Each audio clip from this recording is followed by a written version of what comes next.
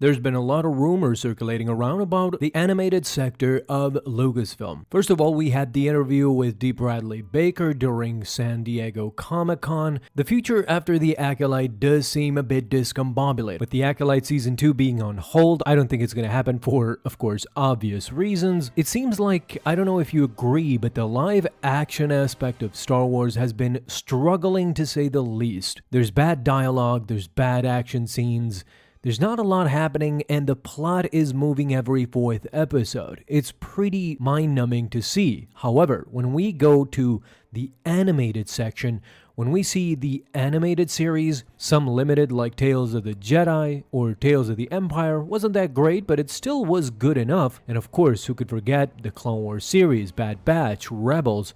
I mean, the animated version is something that Lucasfilm should be proud of, and the fans love it that much more. So with Ahsoka Season 1 ending and setting up Thrawn, Ahsoka, and everybody for a huge battle, Thrawn's biggest nemesis, I suppose, will be in this main galaxy, not Ahsoka, later on perhaps, but at first, it will be, without a doubt, Luke Skywalker. Leia will handle the New Republic stuff, while Luke will be the main protagonist in this new version. And I really got to thinking, we really should get Luke Skywalker in animated form. Think about it, we got Anakin, we got Obi-Wan, we got Ahsoka in animated form in the Clone Wars and Rebels. Basically everybody has made it through except for Luke Skywalker. We only saw a silhouette of Luke during Star Wars Rebels, and that was so long ago that practically everybody forgot.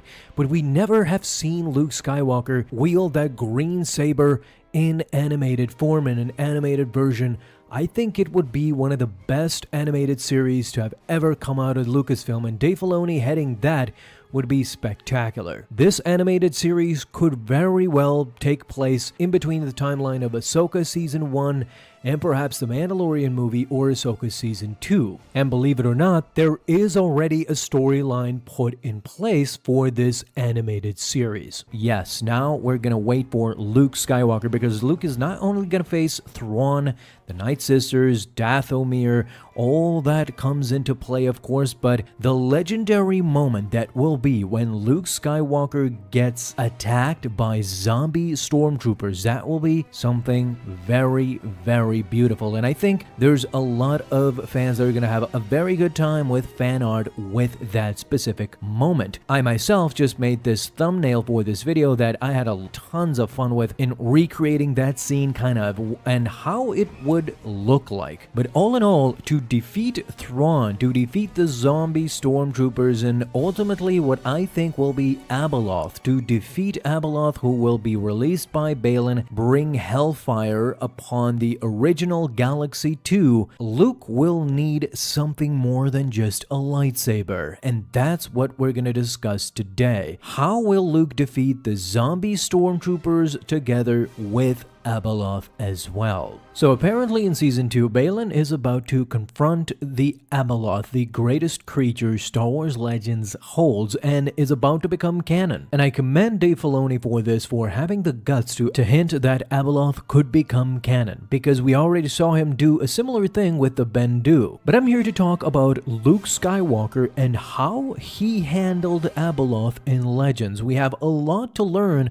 from Legends, because these characters, most of them come from Legends material, and we know that Dave Filoni is a big fan of what Star Wars missed out with, creating canon and leaving the expanded universe, the Legends material, behind. He wants to bring all of it back, but slowly. So we clearly see that Abeloth was in his mind this entire time. Well, believe it or not, in the old Legends stories, there is a way as to Luke Skywalker devising a plan to confront and maybe even kill Abeloth. That's what we're going to talk about in this video. What can we expect from the canonized Abeloth, and how will the galaxy confront her? There are two great powerful entities in the galaxy as we know it. First of all, it's the Bendu. It is such an influential entity that it's said it's an absolute balance within the Force. He has a dominance over the Force and his distinct method to harness it. It is very different from any Jedi or Sith that you can encounter. Even Thrawn tried to reason with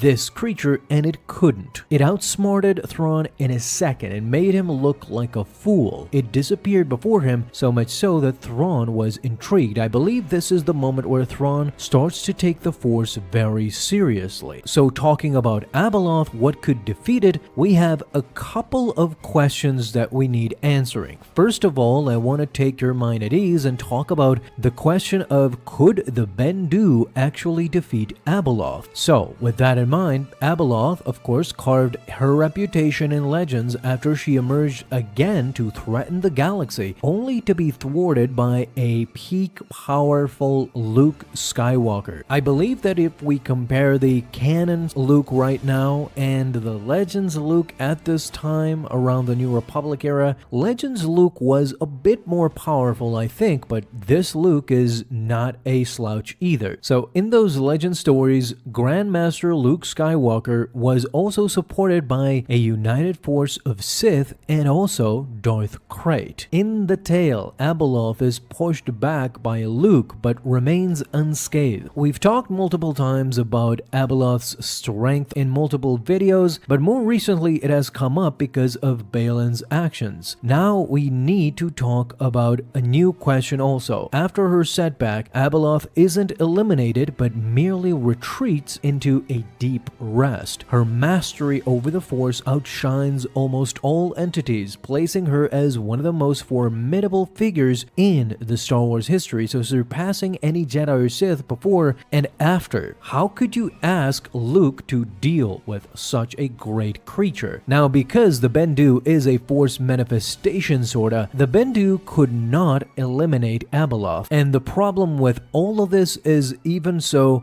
that Abeloth is not a mortal. She is, in fact, an immortal being. This is what Luke in Legends came to find out really quickly, and this was the biggest problem, similar to the Mortis gods. So the question is, what endows Abeloth with such vast power, and why is she only held back by her incarceration, by her imprisonment, as we see perhaps in canon on Peridia? You see, I think only by connecting the past, the present, and the future, meaning the Legends and the canon material, can we get to a very interesting answer, something that might help us along the way of what can we expect in season 2 of Ahsoka. You see, the foundation of Abeloth's might is intertwined with her origins, believe it or not. We've talked a lot previously about Abeloth's origins, how she came to be who she was, but in order to encapsulate everything, essentially what you need to know is that she was talked about in Killik folklore. Abeloth was initially referred to as the Servant, with her genuine name becoming a sort of a mastery. The Servant unexpectedly found herself on the primordial verdant planet of the Ones of Mortis. Once the gods came into the Mortis realm and everything fit into place, the Servant was the one who was integrated with them. So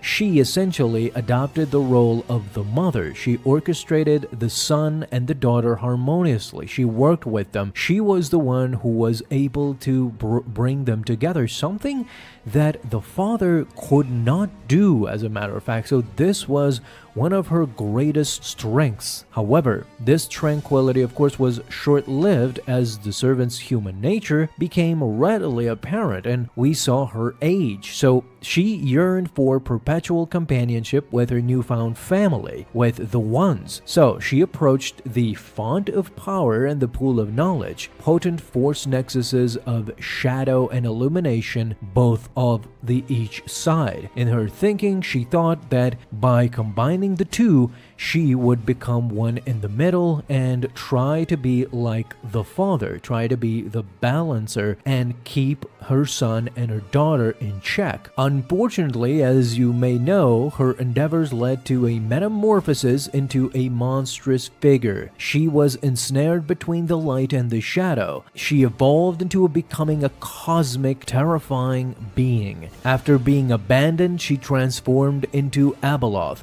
The Ones, with with the Killik's assistance, erected the center point station, encasing their ancestral realm within the Maw, a constellation of black voids, in order to restrain her. Yet Abeloth would sporadically break free from time to time, disseminating chaos only to be subdued by the Ones again. This cycle persisted until the Ones died during the Clone Wars era, as we saw. So Abeloth's subsequent breakout during Luke Skywalker's time saw her repelled but not completely killed. Luke hypothesized about her eventual resurgence. He knew that at one point in time, since this cycle keep repeating, one day or another, the Abeloth creature would be freed again and would come for them. And so, when Luke devised the plan, he went out to seek for the Mortis dagger as a potential killing apparatus, finally ending the Abeloth nightmare. This, of course, makes perfect sense because the Mortis dagger actually killed the daughter. You see, the son, once obtaining this dagger, tried to kill the father, but the daughter intervened and was killed instead. This means that the dagger can indeed kill immortals such as the Mortis gods. Luke practically knew that the Mortis dagger would do the same for Abeloth, because Abeloth's unparalleled prowess stems from her dual exposure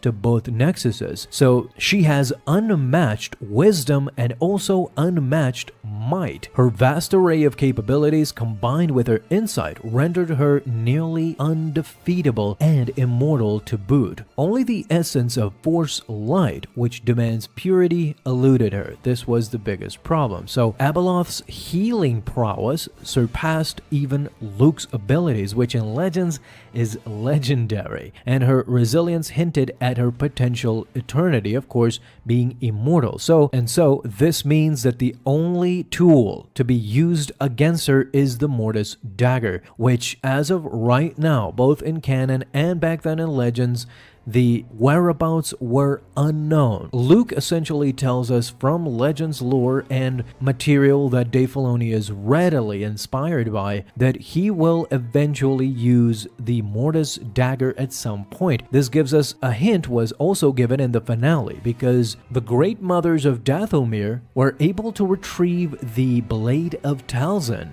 by using dark magic and gave it to Morgan Elsbeth. When Thrawn destroyed the Witch Tower, the Night Sisters were taken aback and looked at him with a bit of discontent. Could there be a schism? Will the relationship break down in Season 2 and the Night Sisters might help Luke Skywalker in obtaining the Mortis dagger? I think that would be just amazing and beautiful to see, but sadly Season 2 is far off, so I would love to know. Until then, let's speculate and see. What do you think about the Mortis dagger killing Abeloth? Talk to me down below.